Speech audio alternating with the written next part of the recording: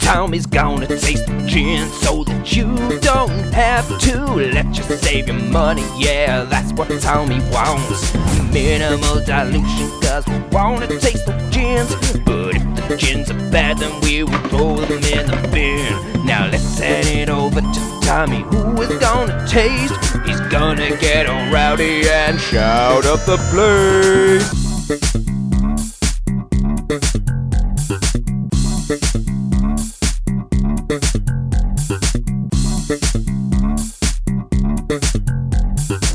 Well, look who's come crawling back like a bird on their belly to Tommy Tastes, the channel where I try the gin so that you don't have to. Yeah, let's get on and taste. Taste the gin. I think I'm going to start doing a series where it's going to be things to buy on your holiday, because you won't get this anywhere near the UK, let alone Germany where I live. This is 1517 Miner's Gin. A Bavarian aged salt mine gin. I mean, how fucking niche do you want to get on this channel? I know I've done things that are like hard to get in the UK before, but this, I mean, it's amazing that you can even get it in Germany still. It took a friend to go on holiday and bring this back to me as a birthday gift. I have tried it already, but I want to try it again because I'm not sure if I got the correct flavour experience first time round. I can't really tell you an awful lot about this gin that I haven't already said, because there's just not a lot of information about it on the internet. What I can tell you is Grassel are the company that make it. It's from Germany's oldest mountain-based distillery. Again, we're getting pretty niche here because I don't know how many mountain-based distilleries there are, but apparently this is the oldest one. The salt mine, where it came from, was opened in 1517, in case we got any date fans out there. Miners refers to the people that work in the salt mines. Wouldn't you have thought? That's a bit of salt rock around the neck of the bottle there, which I'm not gonna lie, although I don't dislike it, does make the gin difficult to pour. I kind of want to keep it on there because I like the way it looks, but simultaneously, you have to be really careful when pouring this gin because I just got a load of it over the salt last time that I did it. Obviously, we're working with a gin, so we're working with something that has juniper as the main botanical in there. There is also an additional 19 botanicals that go into this, but I couldn't find an awful lot of information on it. I'm guessing there's going to be some mountain berries, there's going to be some mountain plants and mountain flowers. Whether we're going to be able to taste the Alps in this, fuck knows. But let's kind of taste that and see what happens. One other thing though, is the kind of unique aging process that goes along with this. Despite being quite a big fan of gin, I'm not really sure how much the aging process really affects it. I've spoken to some distillers before who say you just need like a week and then you can bottle it, and I think they just do that in stainless steel tanks.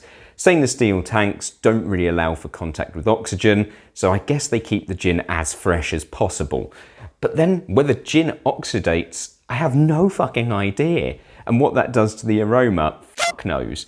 This one, slightly more unique. They age it for 3 months in a mixture of stone tanks and clay tanks, which have more of a kind of interaction with oxygen, but don't impact on the flavour in the way that something like oak barrel would. And they're stored something like 2,000 metres below the earth in the salt mine. So obviously there's going to be a higher concentration of salt in the atmosphere there. Whether that impacts some kind of salty flavour upon the gin, I don't know. Typically with German gins, you're looking at something that's a little more floral and a little more fruity. That's not to say that that's a bad thing, but it's not really my style of gin. So I'm intrigued to see if something that's come from a salt mine and has a bit more of an alpine take on it is kind of what I want out of a gin. I think the label's a little bit boring. I also hate the name 1517 Miners. I really don't like gin names that either have coordinates or dates in them. I just think it's really uninventive, and I'm not saying that a name means anything, but when I say, oh, have you tried 1517 Miners Gin? Or have you tried coordinates 5204193? Something like that. It just doesn't roll off the tongue. It makes me feel robotic. And what can I say? Anyway, tasting time!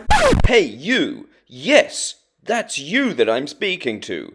Do you like numbers? Then you're in for the treat of a lifetime as you experience this week only at 52.5096 north, 13.3759 degrees east. It's the big one, the one that you've been waiting for. It's 12 minutes past 1, 26th of August 1997. Dry gin. Get some now. We've got a nice clear gin in the glass there, no discoloration or anything. This is well, it doesn't say dry gin anywhere on the bottle, but I'm going to assume it's dry and that nothing's been added post-distillation. They've possibly just chosen to drop the word dry because 1517 minors is already a fucking mouthful. Let's get our nose in there and sniff. Notes of 100100101. So I have to say, it's not got like the most interesting nose of all times.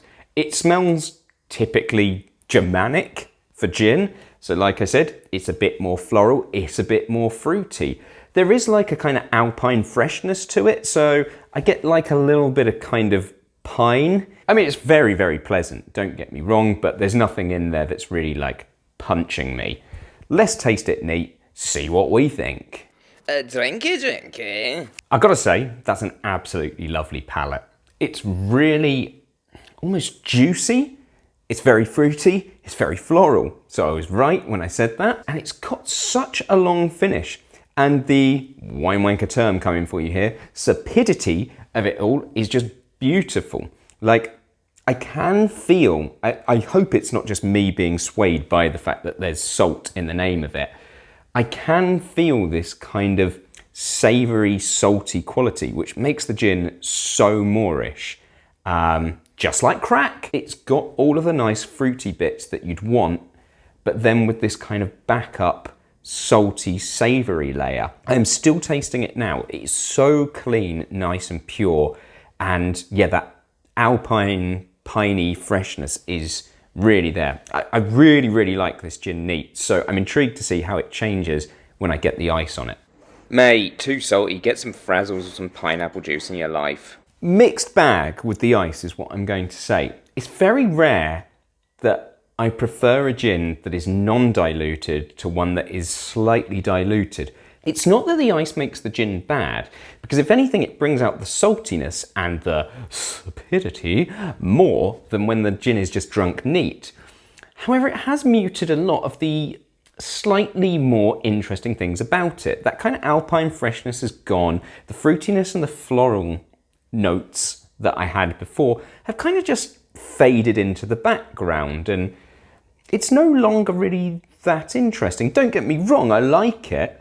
It just took something that was really, really interesting on the palate when I tried it neat and kind of just spoilt it. I don't think the ice was adding anything to it, so I'm just going to put another measure of gin in there and a drop of water and see if that brings something out when it's not chilled. Oh, I just love a gin and water, don't you? I think the dilution is somewhat spoiling it. It's certainly not bad. It's very, very nice, refreshing gin, really clean gin, most importantly to say. And I don't think that it needs any more alcohol. I think that it's got the power there, but it's so much better neat. If you're going to buy this gin, I suggest that you drink it neat. They have come across a really nice, pure sipping gin that you can just drink neat. Miner's 1517 gin. I was very rude about this in the beginning, and I think I was wrong to be. It's a really, really nice gin. Just don't dilute it. So if you're thinking about putting this in a cocktail, then think again, brother, because I'll come round and slap you in the face if I see you doing anything other than drinking this gin neat. It will ruin a cocktail, and you will ruin your wallet by putting this in a cocktail. If you are going on holiday, remember when we had holidays, guys? If you're going on holiday to Bavaria, I suggest that you stop off and buy some of this. It's only about 27 euros, that is for a 0.5 litre bottle, but I think it's really, really nice.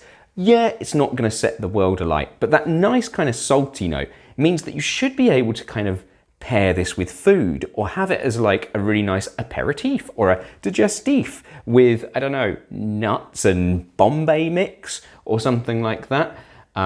If you can still buy Bombay mix. Get a load of all that lovely healthy brown colour. Yeah, it's pretty good. And there's my review. Hey Upper, let me hear you. Put your hands in the air like you just don't care. Yeah, like and subscribe. You like and subscribe. Here we go. Do you really like it? Do you really like it? We're liking and subscribing. We're liking and subscribing. Do you really like it? Is it wicked? Yes it is. You should like and subscribe.